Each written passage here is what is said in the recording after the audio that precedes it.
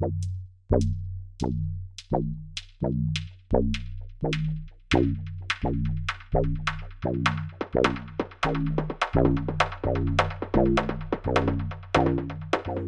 a tratar de pensar primero en el proceso de la inteligencia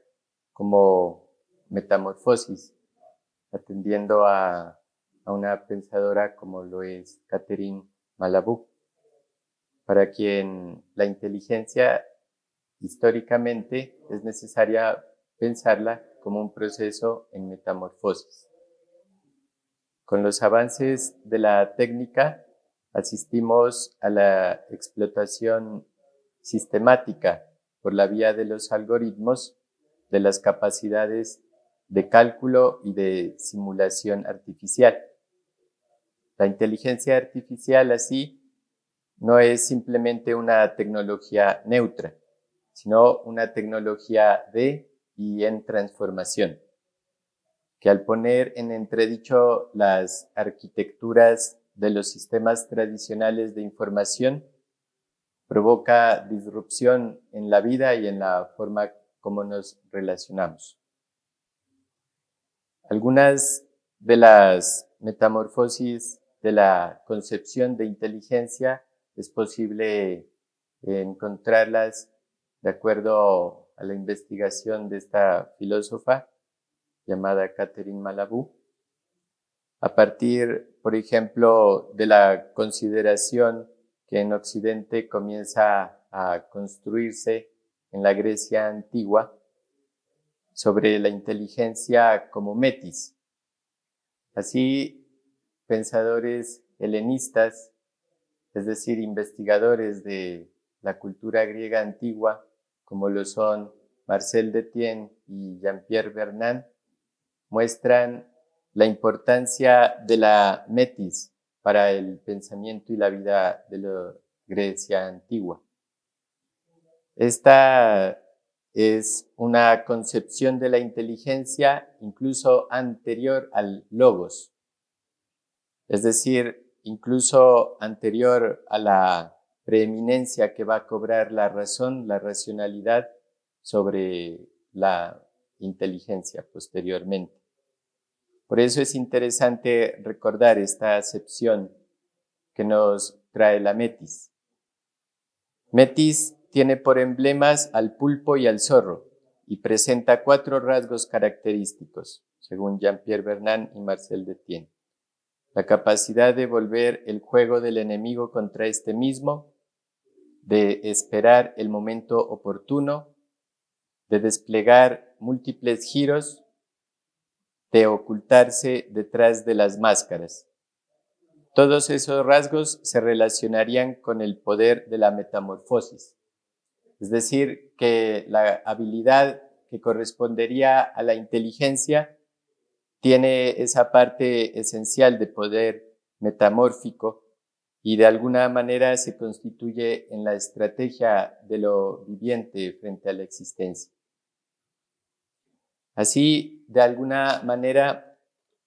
nosotros podemos encontrar que la inteligencia considerada como metis sería la habilidad de encontrar un camino o varios caminos allí donde en un primer momento se supone que no lo hay o que es muy difícil de encontrarlo, como en las rutas de navegación donde en una primera partida no se tiene la ruta abierta y es necesario encontrarla. Así la metis proporcionaría esa posibilidad de encuentro de la ruta adecuada. Es así como se comprendía en la antigüedad la inteligencia. Posteriormente, con el desarrollo del conocimiento científico, la inteligencia comenzará de alguna manera a tratar de ser considerada como una entidad mesurable, evaluable mediante test de comprobación, asimilada, por ejemplo, al factor G o al coeficiente intelectual. Así vemos algunas de las transformaciones más significativas que se han dado en el concepto de la inteligencia a lo largo de más de un siglo hasta nuestros días. En un primer momento se observa que la caracterización de la inteligencia se reduce o es asimilada al coeficiente intelectual. En ese momento, de alguna manera, se constituye gracias a lo que viene a ser la psicología experimental y se va a dar esa concepción medible, mesurable de la inteligencia, al menos hasta lo que va a representar la secuenciación del genoma humano, en donde aquel presupuesto de tratar de encontrar la localización de un posible gen de la inteligencia viene a ser complejizado por el desarrollo de alguna manera de esta secuenciación del genoma humano, dando paso a un otro paradigma que ya no solamente va a depender de ideas innatas o génicas, sino que de alguna manera con los avances de la biología a comienzos del siglo XXI, se da un paso que permite poner en entredicho la idea de un determinismo genético ciego y abre el espacio de cuestionamiento en lo que concierne a la acción del medio ambiente sobre la constitución de los sujetos y por ende de la inteligencia. Es decir, el desarrollo cerebral ya no se da solamente por algo innato, sino que de alguna manera se da en gran parte de manera, como lo dice Catherine Malabou, de manera epigenética, lo cual quiere decir que el hábito, la experiencia y la educación tienen un papel determinante en la formación y el destino de las conexiones neuronales. Así, el concepto de inteligencia es liberado de ese simplista encuadre innatista y se abre a otras posibilidades de comprensión. Se puede pensar en una tercera grande metamorfosis del concepto de inteligencia a partir de lo que se ha considerado como un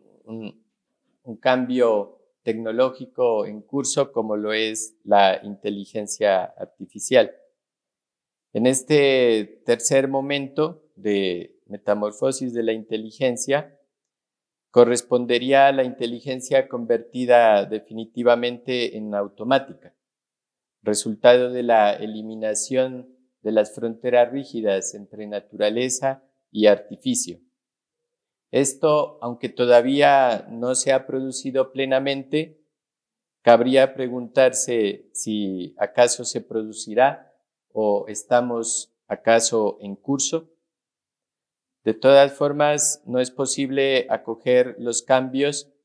que sobrevienen sin elaborar nuevas lógicas de resistencia que no se pueden agotar en una sola forma de acción o de configuración del sentido. Por ello, hoy se abren aventuras inéditas en el conocimiento gracias a estas formas de tecnología, pero también se abren grandes desafíos y responsabilidades infinitas, podría decirse. Hablando un poco más acerca de la inteligencia artificial, podríamos de alguna manera ver cómo esta es una vanguardia de punta en lo que se llaman las tecnologías exponenciales, cuya elaboración y ubicación en el mercado de hoy se realiza a un ritmo cada vez más sostenido. El desenvolvimiento de la inteligencia artificial se vio favorecida por múltiples factores y fenómenos, entre ellos, por ejemplo, el movimiento de informatización de la sociedad, iniciado más o menos a finales de los años 50 y comienzos de los 60, que hizo surgir la idea de que las máquinas de cálculo están dotadas de una eficacia que debería indudablemente beneficiar la actividad de producción de todos los sectores de la vida social, en la medida en que facilitarían la existencia de los individuos. De allí comienza a hablarse de revolución digital, de digitalización integral del mundo, entre otras, de alguna manera, lemas que tratan de sustentar esta época de desenvolvimiento tecnológico.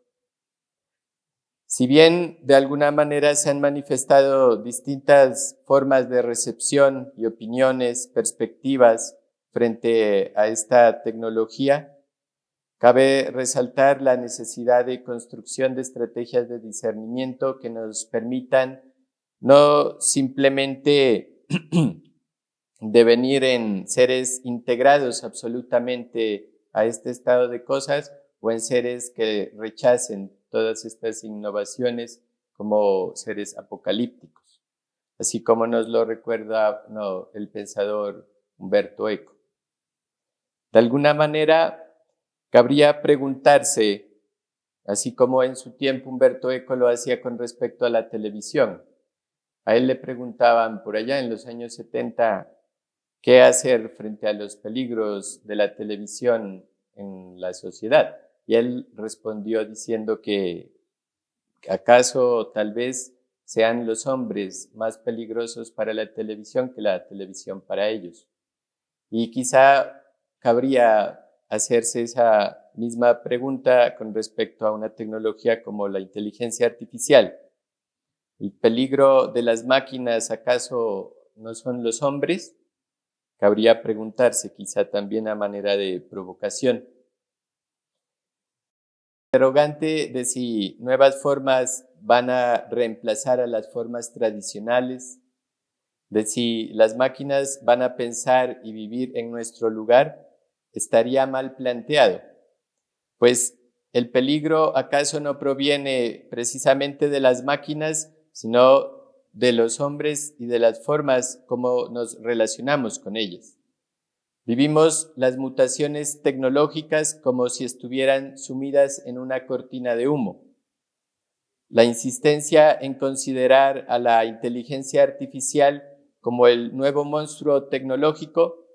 permite a quienes lo tratan de manipular de tener un doble discurso.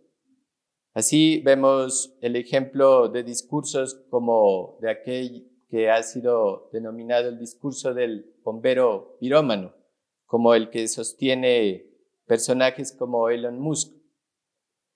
quien no deja de desarrollar escenarios de catástrofe en lo referido al devenir de la inteligencia artificial, sin dejar de ser uno de sus promotores más poderosos. Así, más allá del pánico extendido o de la efervescencia idolátrica ante esta nueva tecnología, es necesario discernir con lucidez, de manera crítica y creativa. No basta, como mencionábamos, con ser integrados o apocalípticos con respecto a la llegada de estas tecnologías. Si bien existen muchas áreas y formas en las que el potencial de la inteligencia artificial puede favorecer y es extraordinario, pudiendo ayudar a encontrar diversas soluciones a inquietudes y a límites propios del ser humano,